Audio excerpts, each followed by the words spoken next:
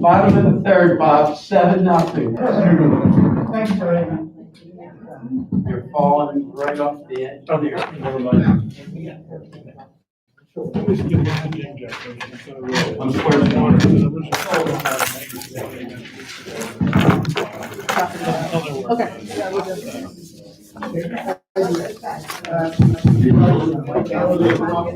Oh, you're going to do it that way? Alright, so no need. No, you still. Oh, you just. We're live. Don't you still need to? Oh, so it's giving it sound. But tomorrow we still put up. I'll drop it off first thing in the morning. Oh,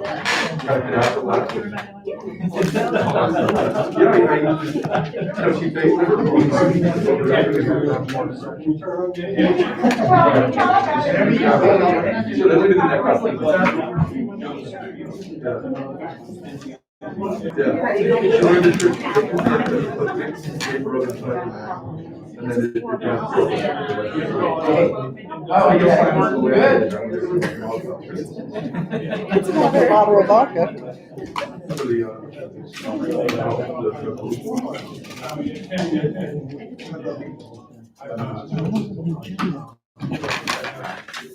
Yeah, you can let us know when we're technically ready to go. Absolutely. Are we ready to go? Wait until Karen closes the door. Thank you, Karen.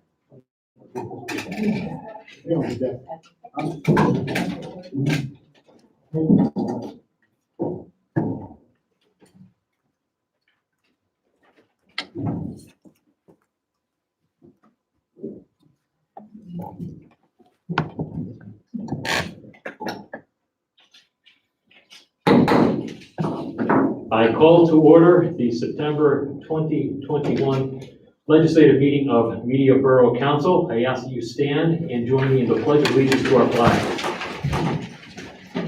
I pledge allegiance to the flag of the United States of America and to the republic for which it stands, one nation, under God, indivisible, with liberty and justice for all.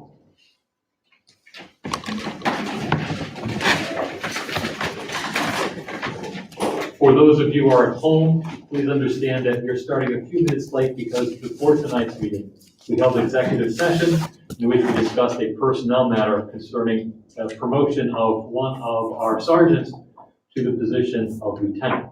You might hear more of that later on tonight during the reports section of our meeting. I'm going to take our agenda a little bit out of order this evening. We have a proclamation that is under the mayor's report, and we have several persons here who are relevant to that proclamation. Mr. Mayor, if you wouldn't mind going to the microphone and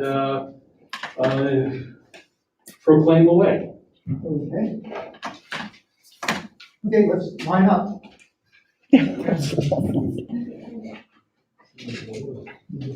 I can move this out here a little bit. Sure. I'm going to read from here. You know why I can hang here?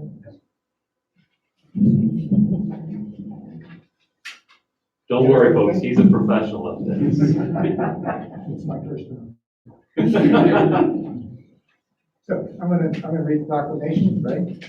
It's proclamation 2021-11. That means I've had 10 before this.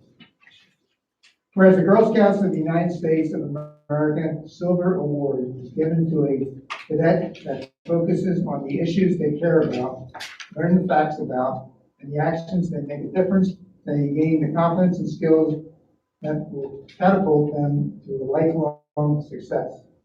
And whereas Elizabeth Lizzie Allen of Girl Scout Troop 53488 found an issue she cared about, learned about, and took action to make differences by revitalizing the Media Borough Community Playroom, and Whereas Lizzie, along with the fellow troop members, Amanda Chung and I'm going to mispronounce this, Emily Turnell, cleaned, repainted, furnished, and supplied the playroom with the new toys. And whereas Lizzie has made a commitment to create safe and clean place for children to make and play and make friends by creating a schedule for putting toys. The tea looked like it.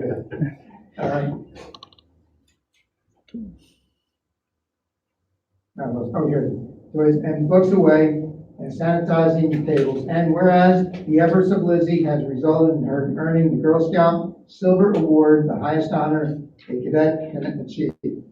And now, therefore, let it be resolved that Media Borough hereby recognizes Troop 53488 for their hard work to improve the Media Borough Community Playroom and congratulates Elizabeth Allen on earning the Girl Scout Silver Award. Robert Mann, Mayor, Secretary.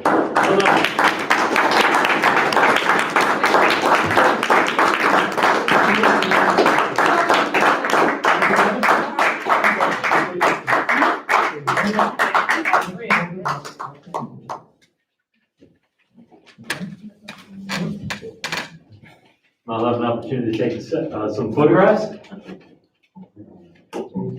Everybody's now? Okay. Everybody's now? Anybody want to say a few words?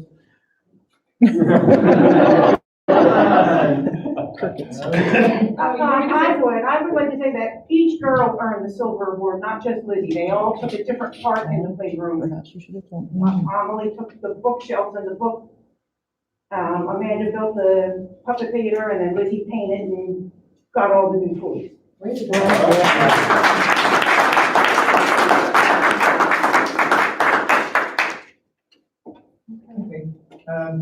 Next time we take public speaking in class, next time you do that. Thank you very much. One thing I would like to ask is, I would like to have us get a copy of that, and I think we should put that in the playroom. Because A, I think it's great that when our parents come to the playroom, they get to see who did it. And more importantly, let them recognize that it was the Girl Scouts and our Girl Scouts that did it. And hopefully, some little 2-year-old that's making a mess of the place now, their parent will see it, and when they're your age, will be Girl Scouts. So if we could get a copy of that and get the mayor to sign that and put one in the community, I think that would be fantastic. So thank you very much. You saved us a lot of work, and it looks fantastic, and it's just so cool that you all did it. So again, thank you. And Brittany and Karen, that's something that we can do without having them give us. Yeah, that's yours. We'll Right? get another one. We'll make the mayor sign another one. Can I say something? Yes, please, come to the microphone. Tell us, and give us your name. My And name's Lizzie Allen. I would like to say that they should each get one too, because we all got one together. So like wherever it says my name, we should replace it with theirs on 2 different copies. They can each have one to take home too. Done. All right, thank you. Thank you.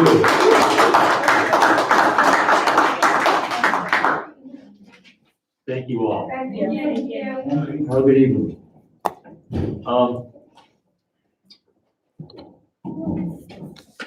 It only goes downhill from here, folks. We have a couple of housekeeping matters to attend to before we move into the report section of our agenda. We have a couple sets of meeting minutes. The first is for our workshop meeting of last month. Do I have a motion to approve the August 2021 workshop meeting minutes as submitted? So moved. Is there a second? Second. There it is. Any discussion on the motion? Hearing none, I'll call the question. All those in favor of approving the August 5, 2021 workshop meeting minutes as submitted, please say aye. Aye. Those opposed, please say aye. The motion passes unanimously. We also had a council meeting last month, and we have a set of meeting minutes. Do I have a motion to approve those as submitted? Second. Any discussion? Hearing no call for discussion. All those in favor of approving the August 19, 2021 council meeting minutes as submitted, please say aye. Yes. Aye. Those opposed, please say nay. The motion passes unanimously. Before we get to public comment and privilege of the floor, a reminder to all, if you have not been vaccinated yet, please make that a priority. Get yourself vaccinated. Mask up and keep your distance when appropriate.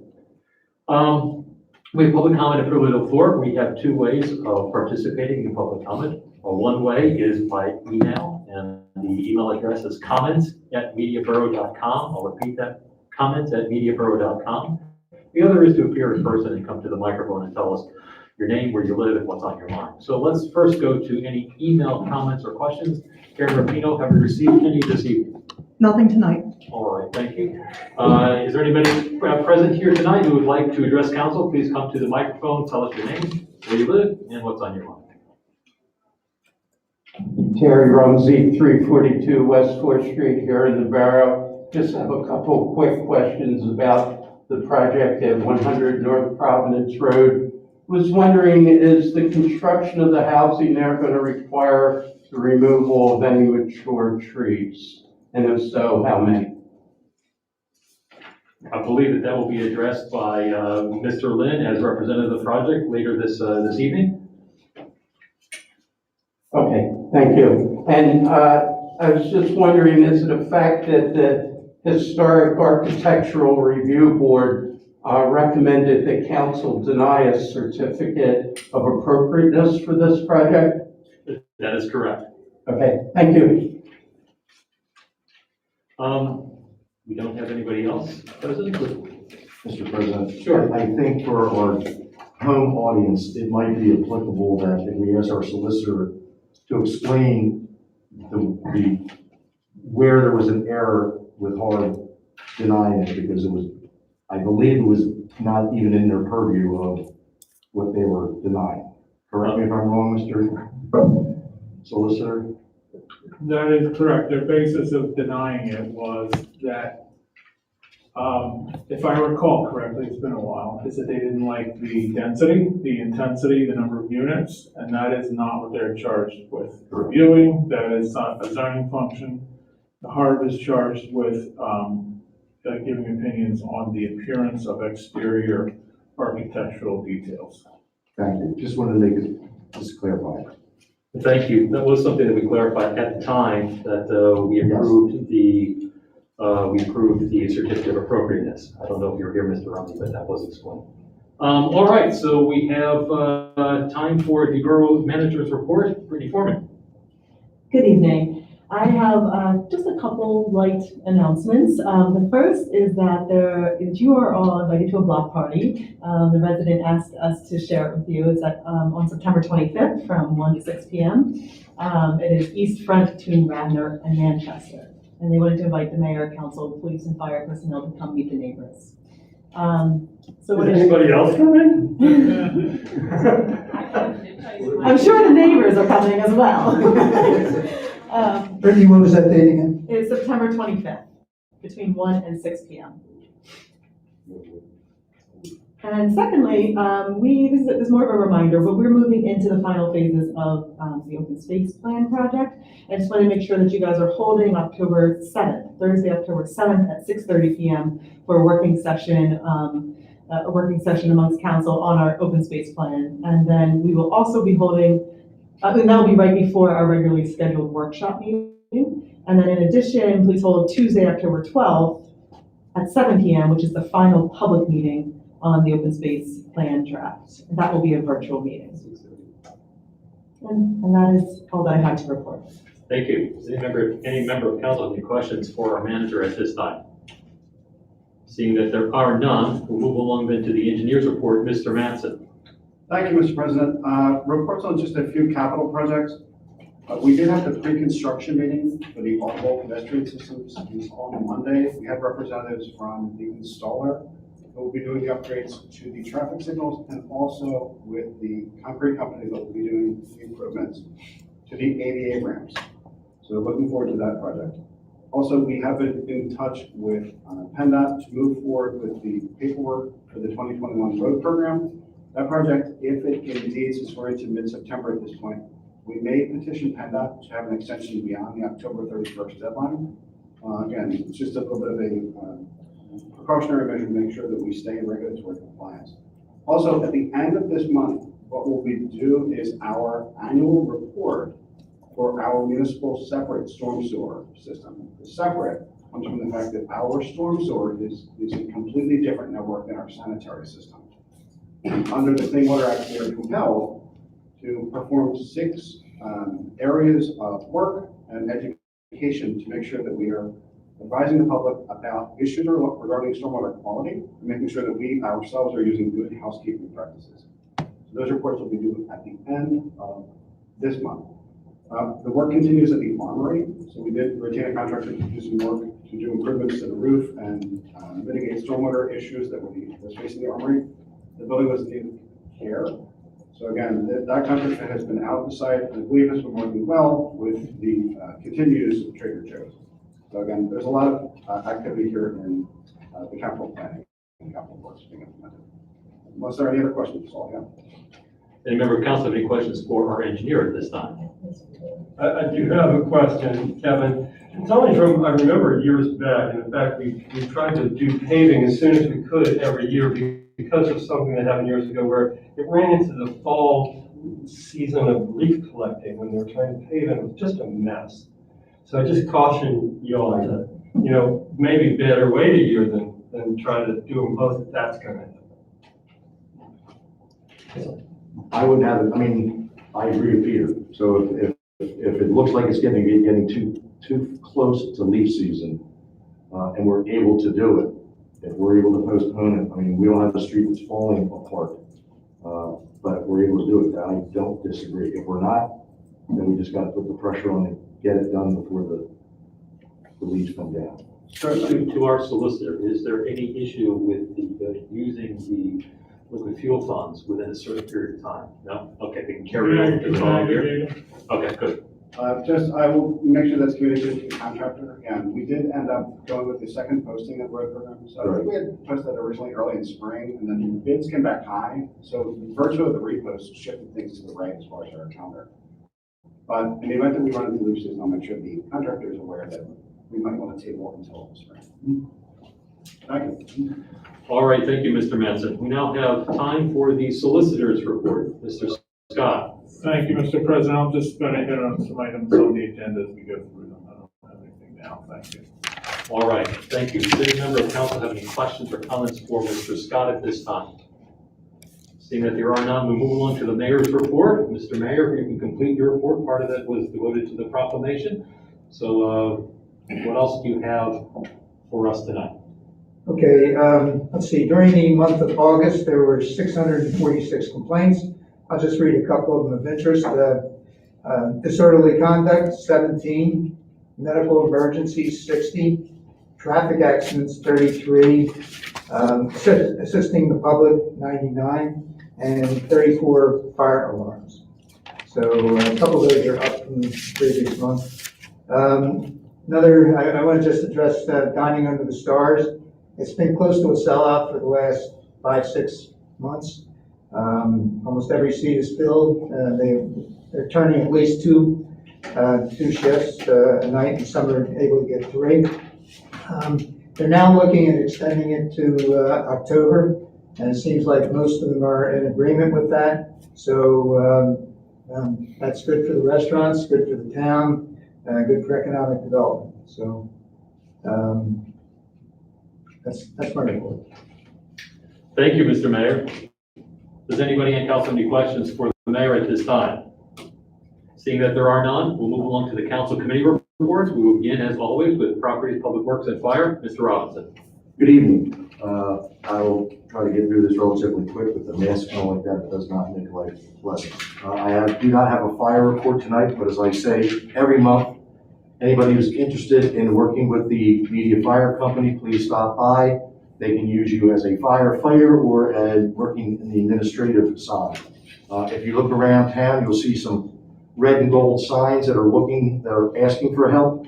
Most of those are out in front of some sort of a volunteer firefighter and or administrator for the department. I'm going to try to get some for our council front lawns, but if you're interested, please stop by the fire company.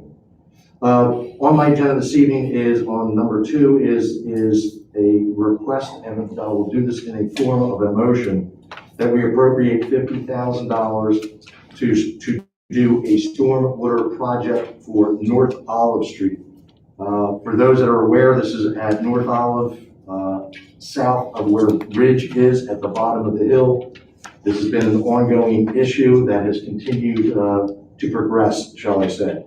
Part of it is an infrastructure section of it that is having age problems, and we were hoping that we would be able to combine that project when we were doing our larger stormwater project, but it's obvious that we cannot postpone it any longer. There are now becoming some issues with some residents' lawns. As I indicated at workshop, I applaud our residents. They have been extremely pleasant, extremely understanding, a lot more than I would ever be. But it is something that I think we need to take care of now. And so I would ask that we to approve a motion that we authorize up to $50,000 for stormwater project repairs on North Olive Street, contingent with agreement of our solicitor with legal areas and our engineer with regarding the project itself. Second.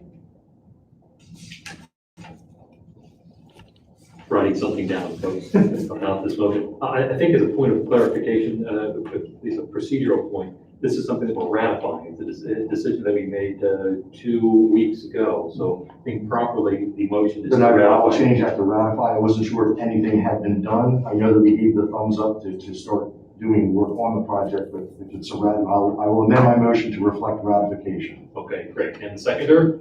Second. All right, we have a motion then to ratify a decision that we made a couple of weeks ago to authorize up to $50,000 for Olive Street stormwater repairs, contingent on the satisfaction of any concerns of the solicitor and of our engineer.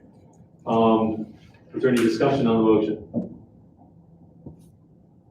Hearing that there are no questions or call for discussion on the motion, all those in favor of ratifying the authorizing up to $50,000 for Olive Street stormwater repair, again, contingent upon satisfaction of any issues raised by our solicitor or our engineer, please say aye. Yes. Aye. Those opposed, please say nay. Thank you very much. Motion passes unanimously. Next on my agenda is something that's interesting. I mean, I hate to say it, I can remember when G wasn't even part of the word, and we went to 3G, 4G, and now we're looking at 5G. The communication lobbyist, shall I say, in Harrisburg did a very good job of convincing our legislators in Harrisburg that we at the local level shouldn't have the right to determine where these 5G boxes are placed. They're not that big. But that has now been taken out of the responsibility of our zoning and or planning. It's literally could be placed on any telephone pole within our community. As our solicitor referenced, it's actually somewhat of a plus for us because we are accustomed to above ground lines and poles and things like that. I do feel sorry for some of our neighbors that have underground electric, and so all of a sudden one day they could come home from work and have up to, I think, a 50-foot pole in their front lawn with a 5G communicator on it. But long story short, we really don't have any choice in this matter, so I'll make a motion that we authorize the advertisement of a 5G ordinance for consideration in our October legislative meeting. Second. Motion's been made, it has been seconded. Is there any discussion or questions concerning the motion? Hearing none, all those in favor of authorizing the advertisement of a 5G ordinance for consideration at our meeting, a legislative meeting next month, please say aye. Aye. Aye. Those opposed, please say nay. The motion passes unanimously. Next on the agenda is the naming of the 5th and Broomall Street Pocket Park. And what I would like to do is, before we get into that, I'd literally ask Peter and Sarah. They did the yeoman's work. This is just one of these things that ended up on property's agenda, but you all did the work. So please, go into a little bit of detail. I know, Peter, you weren't at workshop. I think it's a fantastic idea. I love the idea of the direction that you're going with the name and some of the things you're going to be doing. So fill us in a little bit before we do the motion. Well, I will start and Sarah can fill in as she sees fit. We set out, the two of us, with some really excellent community members to try to determine whether there was a way for us to try to begin to scratch at the African-American history and heritage in this community by the name of this park. And I literally mean scratch the surface, because what we've learned is that's all we can do with this. But we can do so much more through other means, like our website and our Historic Archives Commission and so forth, to really bring these stories to life. So this is just sort of the first step for us. It is a first step, and the committee, the group, has expanded to include people like Adam, who's working to help us with historic information, which is just wonderful. And then some of the people who were part of the committee, their history is amazing on work. No, I truly appreciate the work that you all did. I think when I heard the name, I couldn't think of a better name for the new park. And I think if we can put some plaques or information in there so that our newer residents do recognize, what media was like years ago, and educate our new residents so they can become more acclimated with what makes media such a great town. So with that, I'll make that in a form of a motion that we formally change the name of the name Fifth and Broomall Pocket Park to that of Heritage Park. Second. Motion has been made and it has been seconded. Is there any discussion or questions concerning the motion? Hearing none, all those in favor of naming the Fifth and Broomall Park naming the Fifth and Broomall Pocket Park Heritage Park, please say aye. Aye. Aye. Those opposed, please say nay. The motion passes unanimously. Thank you. And last on the agenda, I hate to say spending money at the beginning of my agenda, spending money at the end of the agenda, is authorizing a change order for a fire suppression system at our Public Works garage. I do apologize to council. I think everyone on council knows that I'm not a fan of having things dropped on our laps the day of a legislative meeting. The memorandum I was just brought to my attention the other day. We were able to get the memorandum only out today.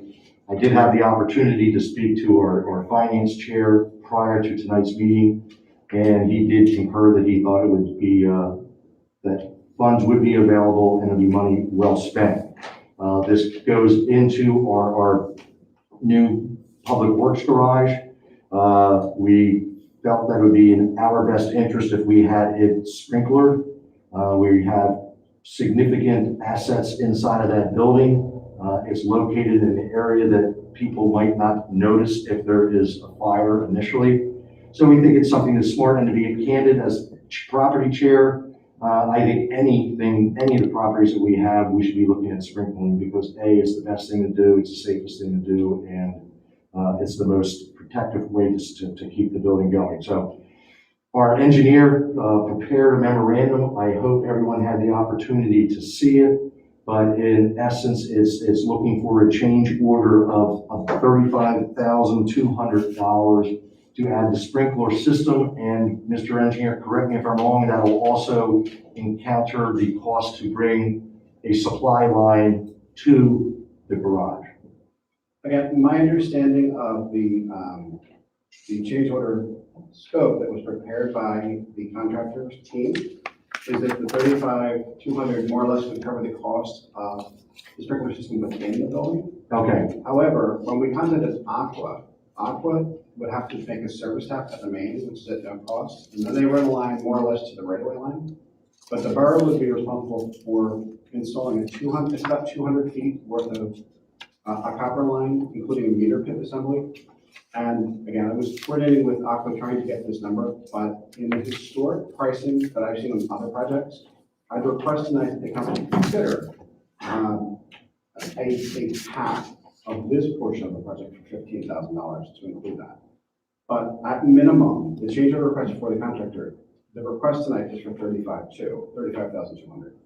But I think it would be prudent in lieu of waiting for the budget season and going through that, to just do this tonight, to say, just to tack on an additional $15,000 to provide a cap for the 200-foot line that was running the building, including the meter pit. And I will defer to our finance chair if he has issue. I do apologize, Peter. I did think that the full project, including the line, was 35 too. So it's really 47, or at least as a cap, As a it's cap. 47, which is, what's that, 25% again on the cost of the building roughly.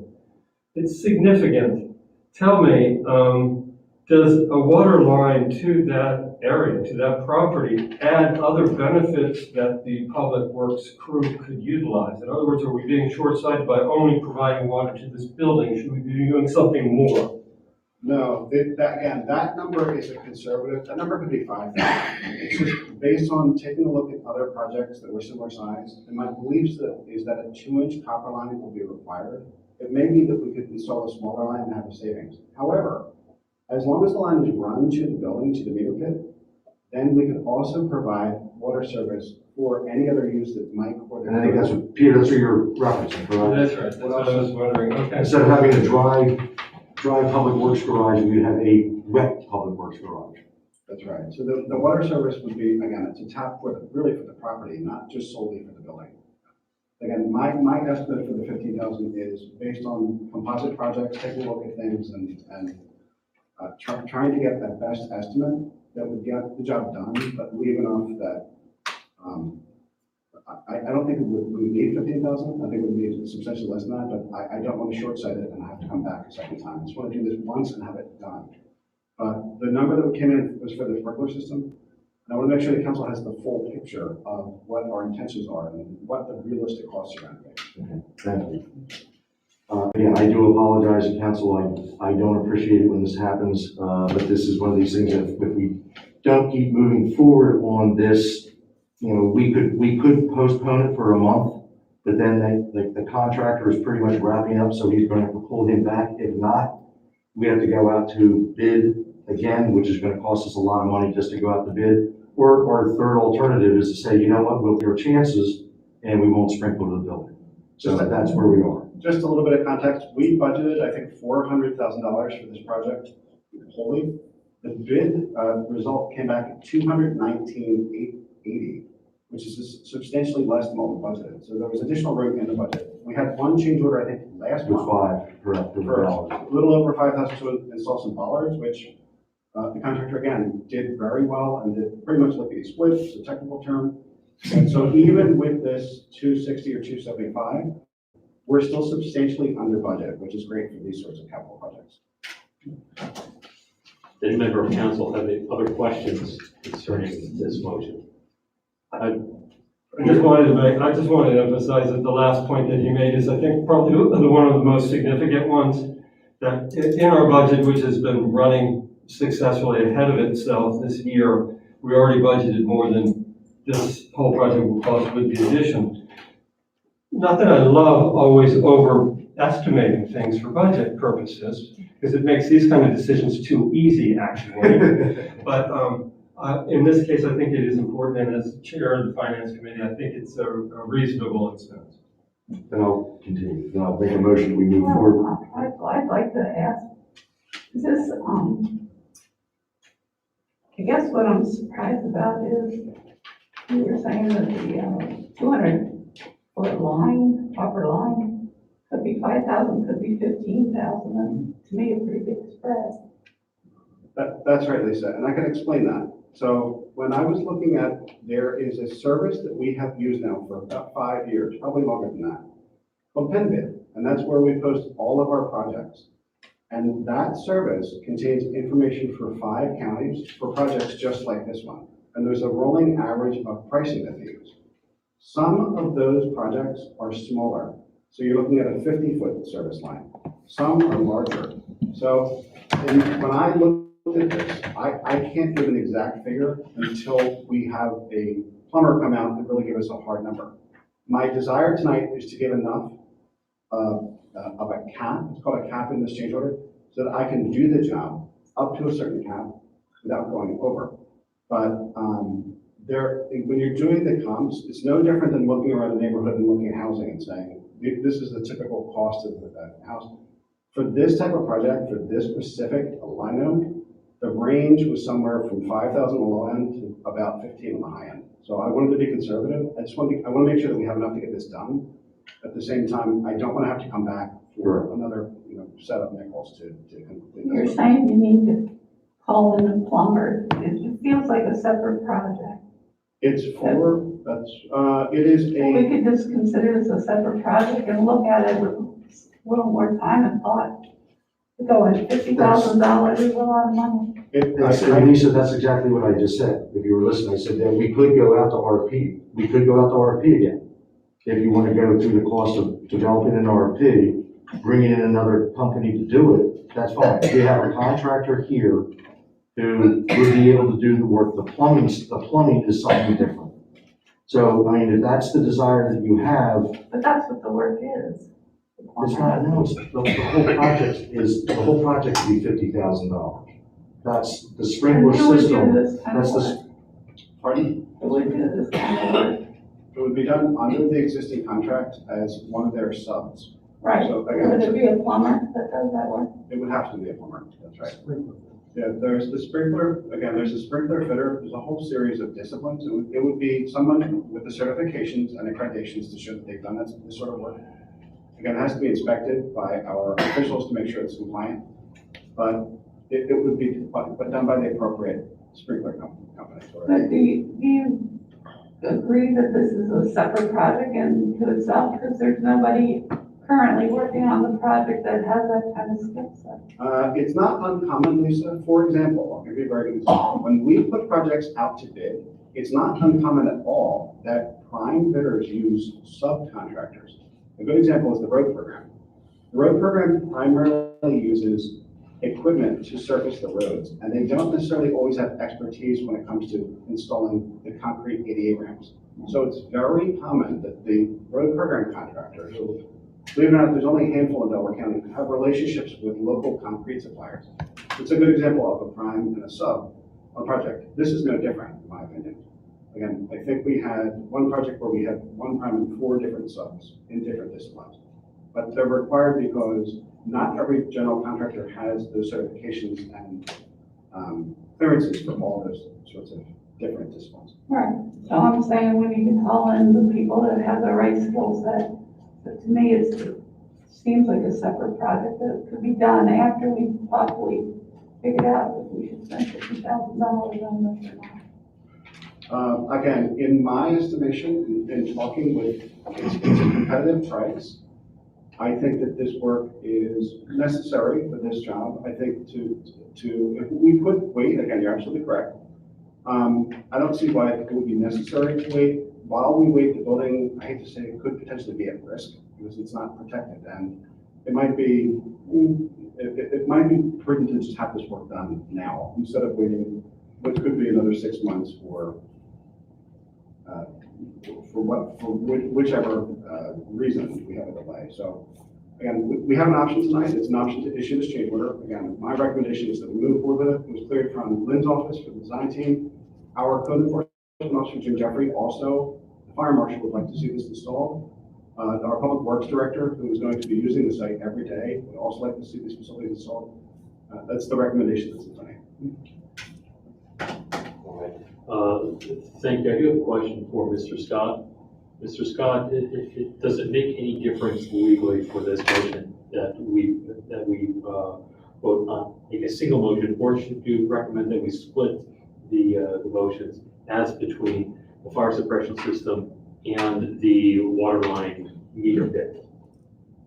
You can do it either way. Okay. You can choose to just sprinkler it now and later connect water to it, or you can do them at once. But my point is, if we choose to do it tonight, do we need to have 2 motions or just the 1 motion would be sufficient? Well, that depends on what you want to do tonight. If you want to do the whole kit and caboodle, 1 motion's fine. Got it. that's a legal term, right? Yeah. It's a legal as well as an engineering. As I understand it, the motion, Paul, is. The motion is to move forward with the project with $50,200 max. kit and caboodle. Kid and caboodle. Okay. Is there a second for that motion? Second. Is there any further discussion on the motion? Hearing no call for further discussion, all those in favor of authorizing a change order for a fire suppression system as well as a water line and meter pit for the Public Works Garage in an amount not to exceed $50,200. Please say aye. Yes. Aye. Those opposed, please say nay. No. The motion passes 6-1. That concludes my report. Any member of council have any questions or comments for Councilman Robinson at this time? Seeing there are none, we will then move to the report of Councilwoman Lisa Johnson, MBA Historic, Public Safety, and Civil Service. Thank you. I just have one announcement that I'd like to make, that this Saturday between 10 and 4 p.m. at 3rd and Jackson, just outside of the Borough Hall, we're going to paint our first street mural, which is part of the traffic calming project that we did earlier this year. And we are looking for volunteers that would be interested in getting involved in painting the street. So if you'd like to sign up for our website, and there's a scheduling genie here.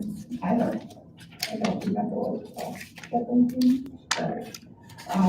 So you can sign up for various shifts, painting or other activities that we have. And or just come and don't sign up, just come and enjoy the music. There's children's music and some, light food, and hopefully a nice day. That's all I have. Councilwoman Johnson, I just want to make a clarification. I believe it's next Saturday, the 24th. This weekend. It's an exciting event, so we're excited for it, but this is the 16th, so it would be next I lost Saturday. track of time. Okay, thanks. All right. I have a question with that. I mean, I don't, it might not bother you, but as far as, does anybody know if the media garage sale is happening this Saturday? Because people are talking about it, and Yep. it's just like, Yes. people are putting stuff out. Okay, I It didn't is. see it listed anywhere, but maybe. Yeah, I it's been missed on it. social media, it's been, I'm not on social media. Okay, Good great. person. So meeting garage sale this weekend. just Saturday, Just Saturday. Just Saturday is this coming Saturday. correct, the 18th. All right. 25th of the mural. Yeah. Is any other, any I'm confused, member? what is this coming Saturday? Is The that garage sale. Garage days sale. from now? So, okay. All right. Councilman, any other questions or comments for Councilman Lisa Just Johnson? a question, Lisa.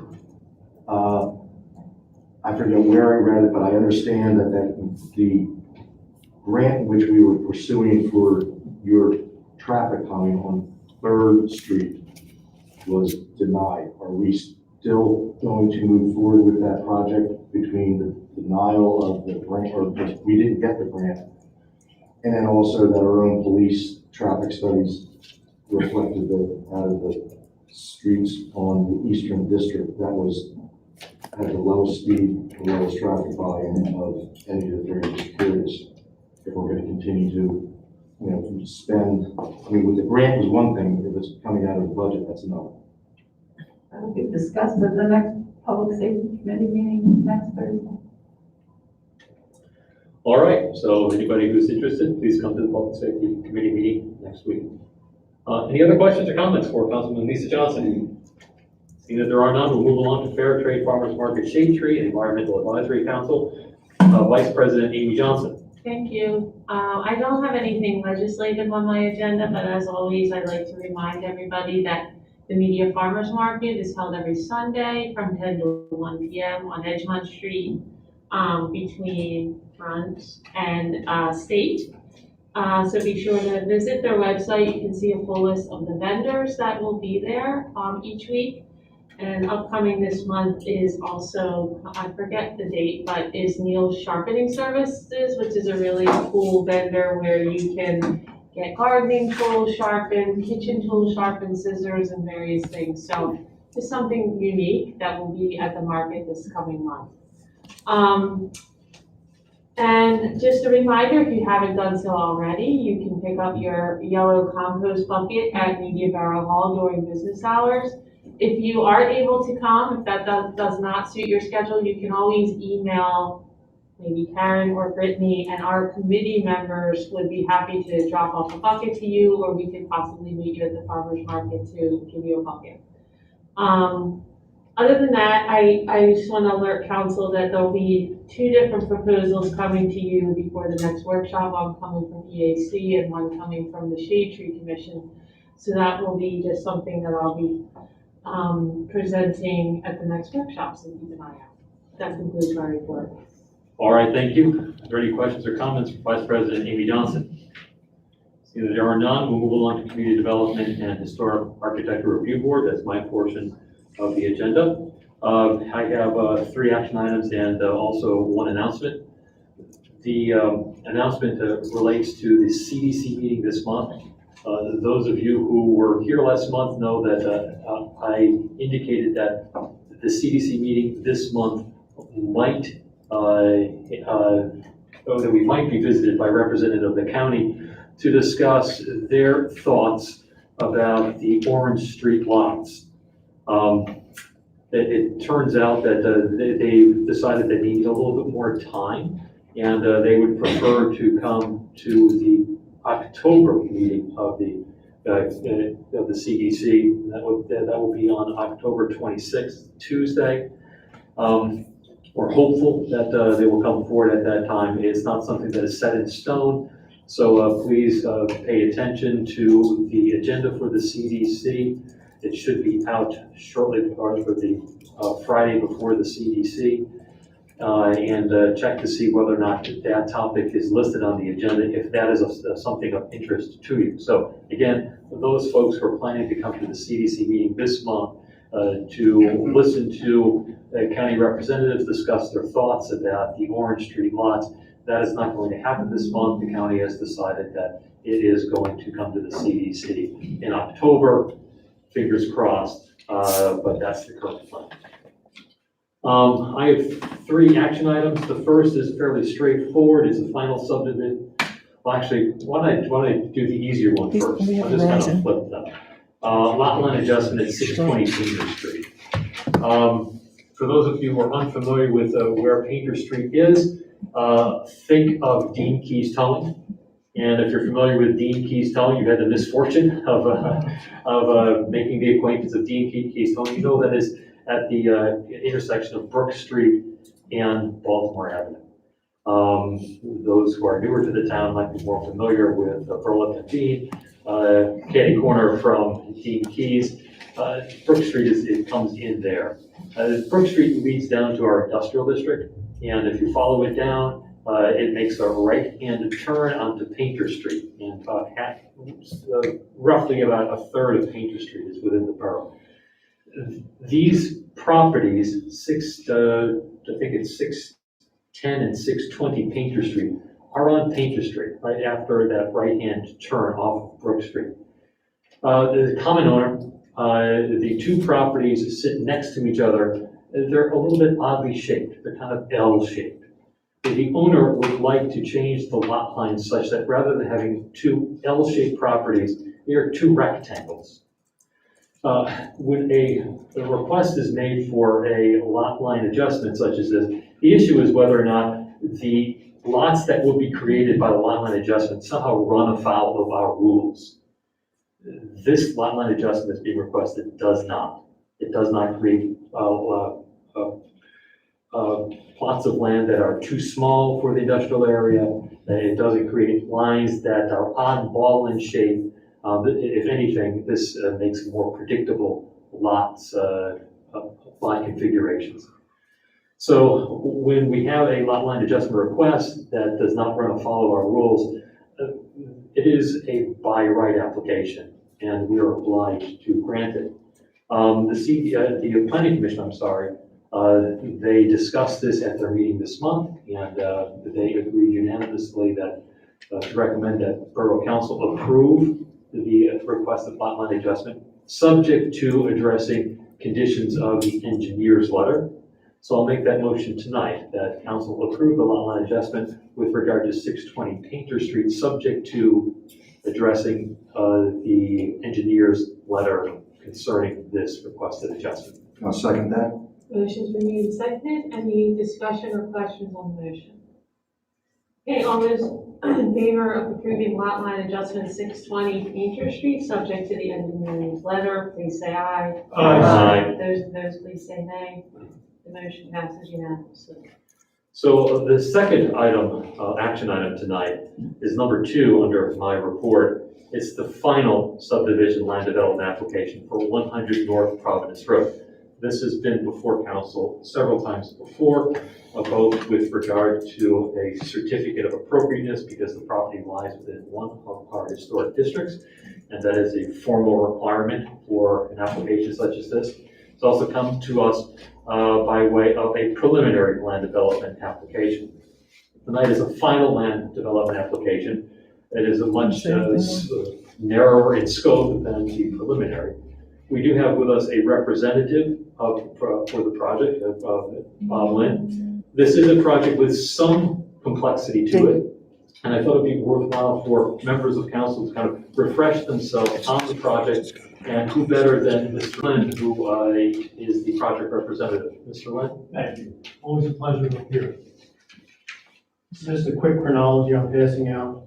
This project has actually been in the borough now for 3 weeks shy of a year. This will be the 14th appearance in one capacity or another. And it's amazing, people at home don't realize how much time and effort you spend and the borough spends to review an application.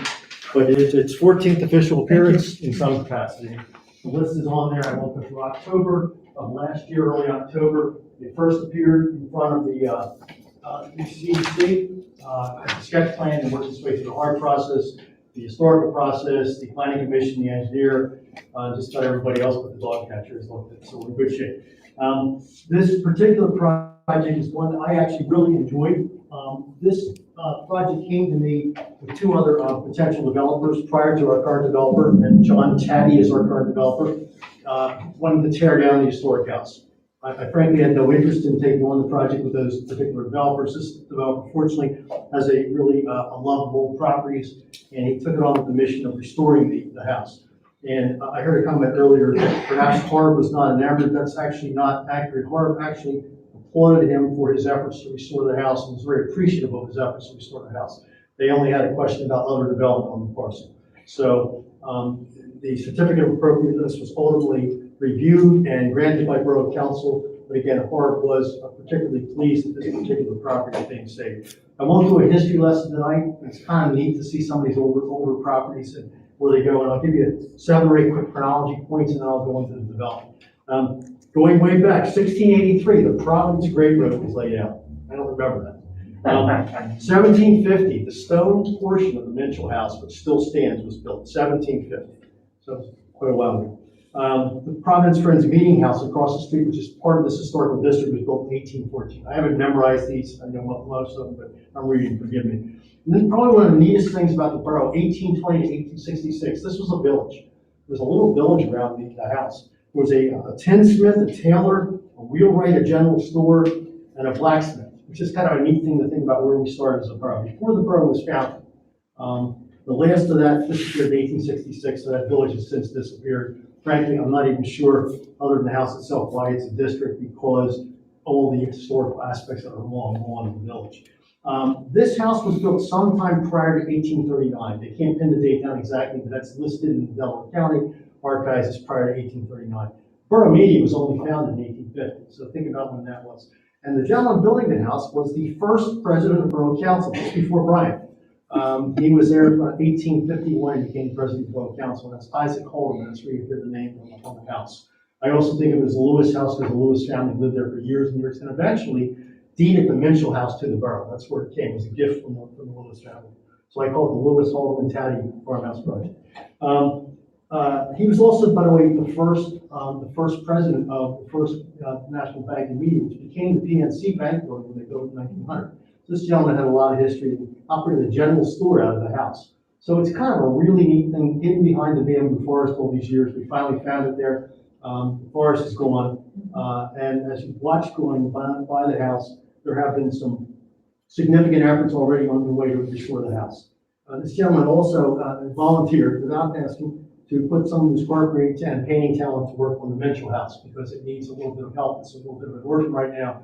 And although it's not part of this particular application or tied to the motion, He's already reviewed the list from 2013 where he needed some help. He's going to do everything on that list except plaster inside. So this gentleman's going to put some effort into what's immediately south of the Mitchell House. Kind of a neat piece. That's sort of the chronology of the building.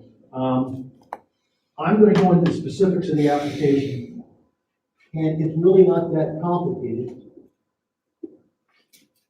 It's basically about a 37,000 square foot parcel of land. It's a large parcel of land. A lot of frontage on Providence Road. The house itself is the centerpiece that will be kept and restored.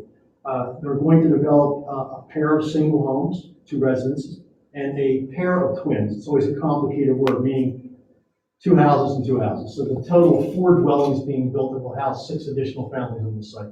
The development of the site is 100% zoning compliant. It's in the R2 zoning district, which allows for singles and twins. All the lot sizes, all the setbacks, all the impervious surface, all the building coverage are 100% compliant. So the project was developed with zoning in mind and a sensitivity towards the house that's adjacent. So the house will be restored and the other projects will be developed. Mr. Madison wrote a review letter, which we, on September 4th, which we reviewed in detail at the Planning Commission meeting last week. And the Planning Commission ultimately made a motion to approve the project, suggested an approval of the project 4-0 unanimously, with condition being that the engineer's review letter be complied with, which is not an issue. Most of the items in the engineer's review letter are administrative. Some involve external agencies such as a PennDOT approval, DEP sewer module approval, typical things of this nature.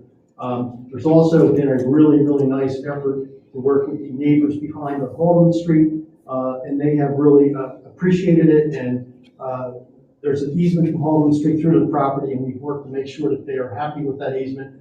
And we added a few speed bumps and some vegetation, some other things they requested. So they came to every meeting with me until this is the first meeting they're not at. They were actually at the Planning Commission meeting with Mr. Holmes, and Jeremy Zeller represented the neighbors, and everybody was nodding their head up and down. So it's been a long, long and very, very successful process to get to this evening. I don't have much more history on the project. I did hear Mr. Rumsey ask a question, might as well address it now. There are a total of 15 trees being removed on the site. The trees, however, are being replaced in a ratio in excess of the borough's ordinance for tree replacement. I don't have the calipers tonight because we've discussed them so many times. I apologize. I wasn't prepared to talk about trees. But it's not only being replaced in kind, but being replaced on site in excess of the borough's ratio of trees. It's a good opportunity for us to make sure we have a great landscape buffer in the rear as well, being a good neighbor to the new homes to the existing townhomes, which, by the way, are also in the historic district. Well, built in the historic district. I'm not sure how long this as well. That's basically the summary I have of the project. And unless Mr. Matson has anything to add, or Mr. Scott. Mr. Matson, I don't know if you have anything to add, but if you would like to add something, now would be an appropriate time. I know that the project did receive a recommendation of approval from the Planning Commission. The letter that I drafted was reviewed again in detail. The applicant agreed to comply with the items that are in that letter. So again, any recommendation tonight would be contingent upon the satisfaction of those outstanding issues. All right. Thank you, Mr. Matson. And as a reminder, Mr. Scott, if I misstate this, please correct me. I'm often corrected at home, so I'm used to it. As this is a final approval, we cannot raise issues at final stage that were not raised at the preliminary stage. Correct. All right, so I'm prepared to make the motion tonight that we approve the final subdivision land development application for 100 North Providence Road, contingent upon satisfaction of the borough engineer's review letter. I'll second that.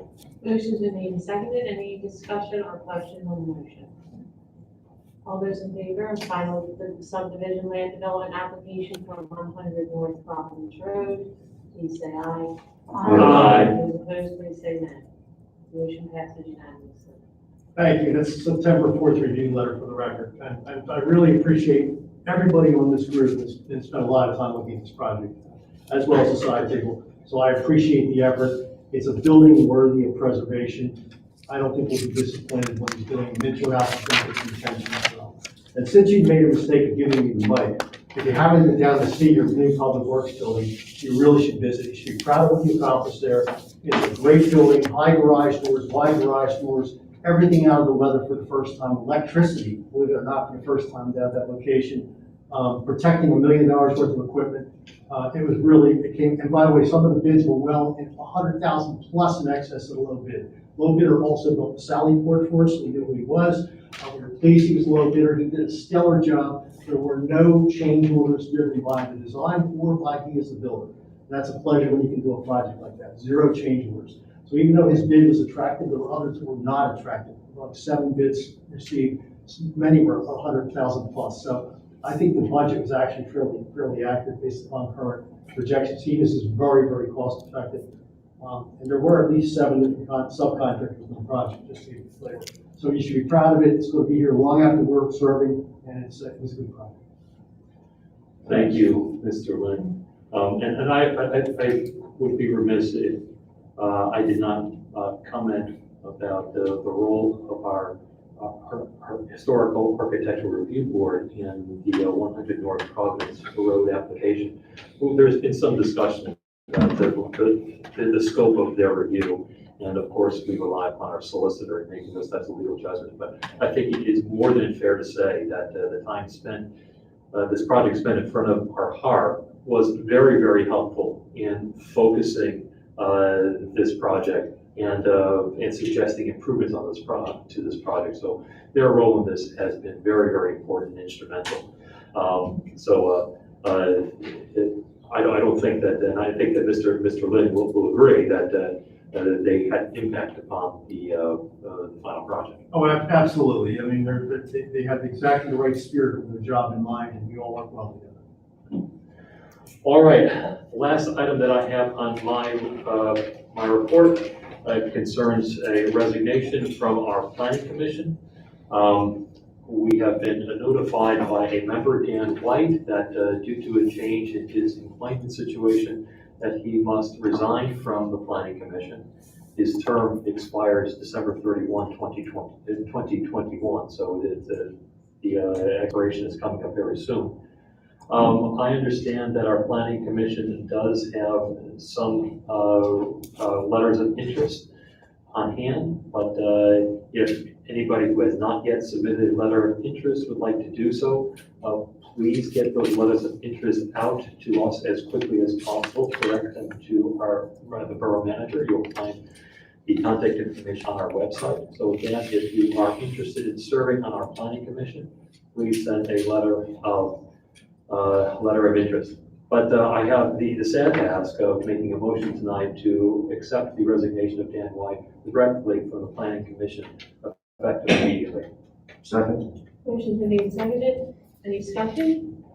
All those in favor of approving resignation of Dan White from the planning commission, term expiring 12/31/21, please say aye. Aye. Those opposed, please say nay. The motion passes unanimously. All right, that is the end of my report. Any questions for President Hall? Brian, you're just saying, have we been seeing copies of those resumes of people that are interested? You said the planning commission had resumes on hand. We've seen the resumes of those who we voted on. So after they made a recommendation, I think it's pretty unique. Yeah, if I may. So in, I want to say around January timeframe, they were looking for resumes. And at that time, the planning commission actually received a lot. A lot of resumes at that time. And so when they would move forward with the 2 that they, did at that time, they gave you guys those resumes before you made your appointment. But I will say that, they had a large pool from just as recently as a few months ago. Okay, I wasn't sure if it was because of Dan's resignation, all of a sudden, they were soliciting, resumes. No, cool, that's great. They got stuff to work with. Okay. Any other questions? Well, I don't know if this is a question for you, Brian, or for you, Bob. The dispensary business that's right at the corner of Providence and State Street. The Providence Ball, where the old Starbucks was. Yeah. I know we changed the zoning to require them to be in certain places in our town. Same thing. And I like to believe that it's zoning appropriate, but could you confirm that? I can handle some of this, Bob. Well, go ahead. So yes, we did change, we added to our zoning, we designated our industrial district as a location for a marijuana dispensary. This is a CBD dispensary, it's different. Yeah. What they sell is a product that has been deemed by our General Assembly to be a legal product. That's a retail product, so they may sell it anywhere retail is permitted in the borough. I am a little, I share your what I assume is your frustration, because their sign says cannabis dispensary. Right. And that's not really what they are, because that, in my mind, I think everybody's mind is more than a CBD dispensary. So I'm a little annoyed with that, but the use is not it is permitted retail use of that location. Can we ask him to change it? The sign? Yeah. Don't the Jim signs Jeffrey have and I to are be kicking that approved? around. Say, Do the signs have to be approved? Not anymore. In terms of Signs have to be approved as to size and location, but generally not content. They have First Amendment protections, just like everybody else, although commercial establishments have a lesser degree of protection. To the mayor's question, Jim Jeffrey and I are kicking that around. there were a lot of questions that Connie understood about it. I know, it is misleading, so we're still thinking that through. Thank you. All right, we'll look for the report on that. Any other questions? All right, then, we'll move along to Councilman Kevin Boyd for our Recreation Board of Health. Thank you, Mr. President. I'm sorry, I can use my outside seat if I can see you tilting that way. Just a few announcements. Rec did manage to have their last movie this past Friday. It was supposed to be coordinated with the school's opening picnic, but I think the school canceled the picnic out of COVID concerns. But since Rec had paid for the movie, they decided to run it, and apparently, when I understood, there were about 50 or so people there, and it was a good turnout. It was a nice night, so Rec managed to. It was Ray the Dragon, Ray the Last Dragon. And I did hear, I kind of like happy sounds coming from the field, so I think it went well. It was a last minute thing, because again, they were going to cancel it, but we would have lost the money that we paid last year, and we could not obviously do it then. So they did it, and it went well, so good for them. Unfortunately, Rec is going to cancel the Halloween extravaganza, again, out of COVID concerns. In lieu of that, we're putting together a plan to have some sort of treat available, some sort of, not food, but some sort of a craft available at Borough Hall. We had talked about doing that last year, but things were a little bit, let's say, too COVID-y at that point. With things being a little bit better this year, we're going to try to do something like that. Lori has given approval as long as there's no food. So we'll try to do something where at least people can pick up a craft in lieu of the extravaganza. But again, given the fact that many elementary school kids are going to be vaccinated, they Rec felt it wasn't a good idea to have the traditional Halloween party this year. So hopefully next year. But I'm sorry for that, but I think it was a good decision on behalf of Rec. I understand that you can have a free package. Exactly. So you can. There's lots of very easy crafts they can buy, and again, not food, but things that can be put there, and people can come take if they want to do that. So kind of like a trick or treating thing, except that it's not for people to take. Is the parade part of it? Is the parade still on? That's not Rec. That's MBA. That's The parade is Town still on, Talk. as of now, it's Town Talk. Town Hall. Yeah. They're gonna make that Yeah, decision about 2 weeks ahead of time. Yeah, Rec's not involved with the pregnancy, but again, they decided to cancel the extravaganza, just being too risky. The Spirit of Philadelphia is this Saturday, the 18th. There are 4 tickets still remaining.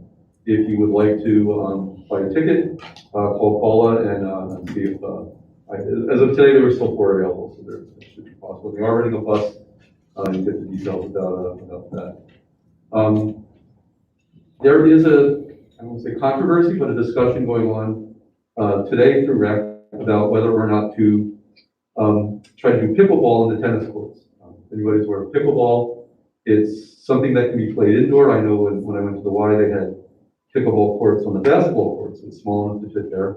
What this would involve is repainting lines within the tennis court, still keeping the tennis court as a tennis court, but creating this smaller court within the tennis court for pickleball. So some of the members are in favor, some are not. They're debating. If any of you out there watching the meeting have interest in pickleball, please call Paula and give her your input, because we're looking to see whether it's worth doing it. We've had maybe a half dozen people interested, and again, Rec is debating whether. It's very successful. It is a very successful program. I had feedback of people driving like a half an hour to do it, so. Yeah. And the issue would be that it would have to still be on the tennis court, but I believe they could do the pickleball in one color. That's what Havertown did with their. We had an example of that, yes, so I think it's doable, so. Again, if there's interest, that would certainly sway it in one direction. If people are interested, please call Paula, because as I said, now it's kind of split half and half, so we'll see what happens with the rec members, what they decide to do about that. The only thing I think is down the line, November 27th, tentatively, that is the winter. Excuse me, say it again? It's November 27th. The winter extravaganza tentatively, again, with COVID, who knows, but as of now, we're planning to do the winter extravaganza on November 27th. I believe that is Saturday. My birthday. Then we definitely have to have it. So. And I believe that is, one other thing. Rec is going to do the Halloween decorating contest again this year. I don't think you have to register. I don't see anything in here about that. You can check with Paula, but the deal is if you decorate your house for Halloween on October 28th and 29th, members of Rec will drive around the borough and judge, as they did last year. First place gets a $100 gift card, second place $50, and third place $25. So it's certainly something worth checking into if you're so inclined to decorate your house for Halloween. The 28th and 29th is when Rec will do it. And again, if you want to check, I don't believe you have to register. So I believe if you decorate your house, you're fair game as long as you live in the borough. So, but you can always call Paula if you want to specifically be recognized. That certainly would work. But there is no formal registration for the decorating at this point. And that is my report.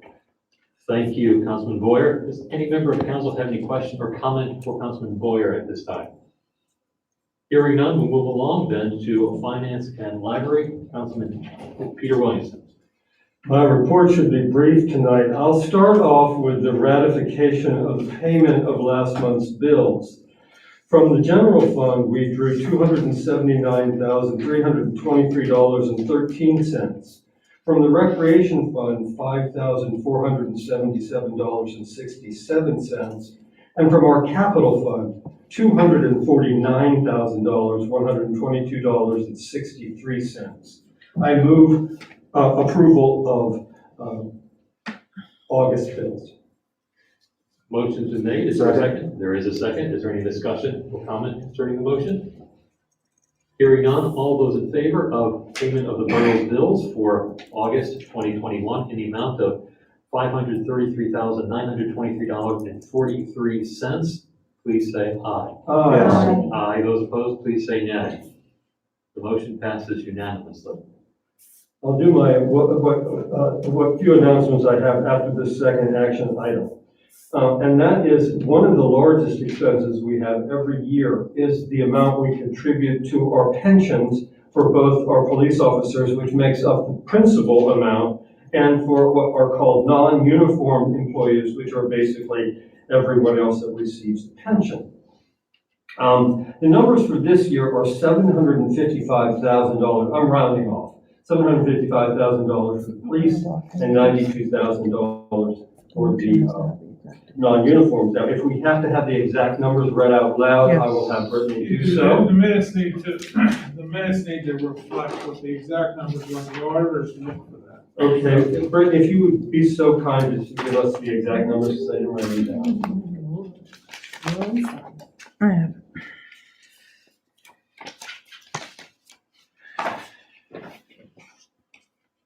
While they wait, I will make a comment. Media Borough is actually, and I will use this word specifically, extraordinary in its commitment over the long term, over decades, to keep our pension funds healthy and strong. Both our pension funds are in the 90% category as far as the difference between what a full plate would be and where we are. That is extraordinary across the state of Pennsylvania. Many municipalities in the state are at 30%, 40%, or at some of the better ones at 50. We are in much better shape for anyone listening. We've made that commitment and we've kept it for a long time. The actual numbers?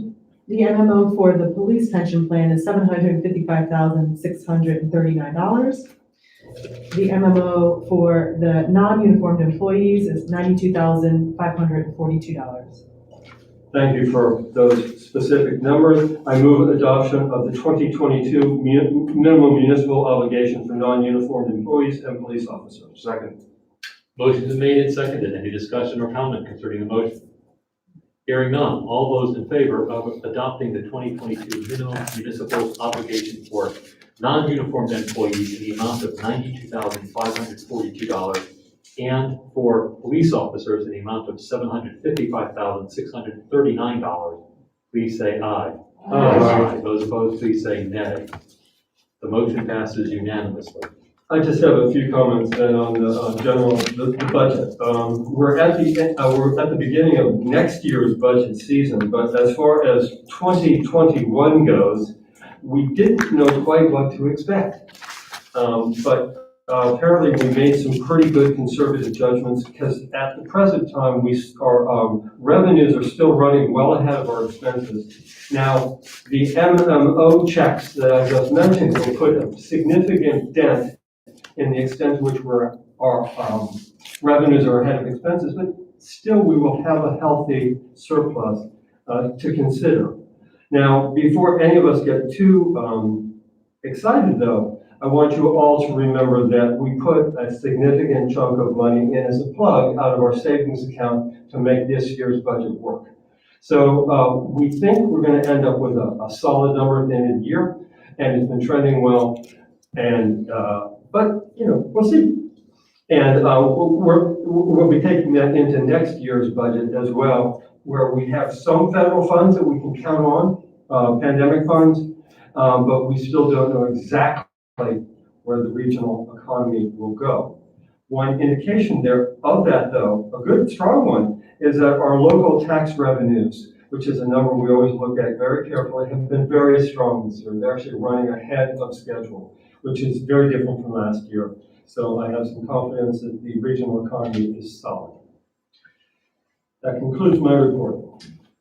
Thank you. Does any member of council have any questions for Councilman Williamson at this time? Peter, talking about the MMO, I know that finance has been talking about RFP for pension advisor. Is that going to move forward this year? Or is that going to be, I know because this has been a crazy year. I wasn't sure it was going to be kicked into 2022. We'll have to take it up at the finance committee meeting. Brittany, will you please add that to the agenda so we can make sure we discuss it? It tends to fall off the radar, Paul, so thank you for reminding me. All right, unless there are any other comments or questions, we'll move along to Councilman Sarah Dixon, Personnel, Public Relations, and Historical Archives. Thank you. Let's get the legislative part done. I'm wanting a motion to promote Matt Egan to the rank of lieutenant on the Media Police Department. That's a motion. Second. All right, straight to it. Motion's been made and it has been seconded. Any discussion or comment concerning the motion? Hearing none. All those in favor of approving promotion of Matt Egan to the rank of lieutenant within our police department, please say aye. Aye. Aye. Those opposed, please say nay. It passes unanimously. And Congratulations. Congratulations, Matt. Lieutenant Egan. okay, and as far as publicity, public relations, let's see, Bill Whitaker again made the news because of his family being here, really because his birthday was the next day. But they talked about the Media Fellowship House and Gail and all of them were there. Also, we mentioned this already, but Adam Levin and the Historic Archives are really helping out and really doing a lot of work to make sure that this Heritage Park And I think we need to keep that in mind, that our historic archives are also helping us.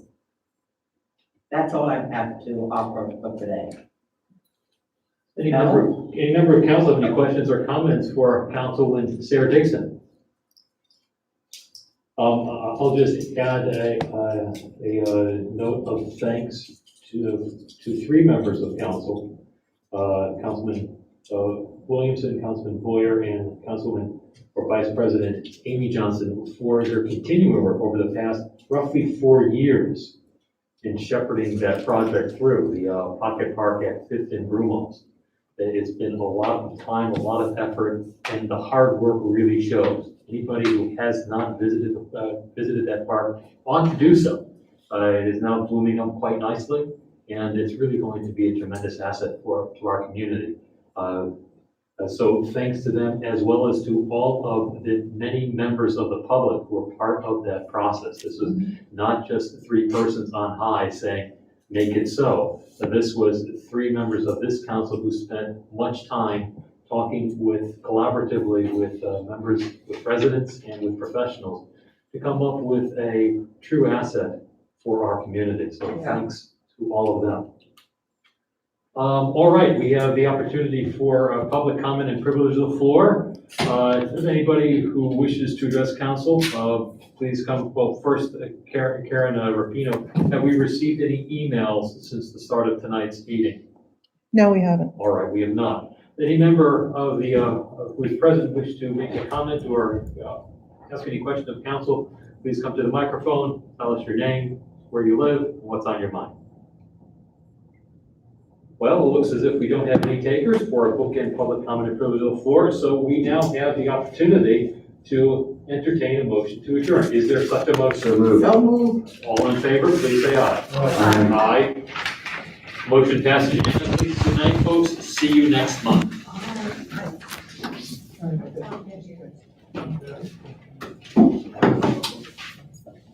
Number was way down.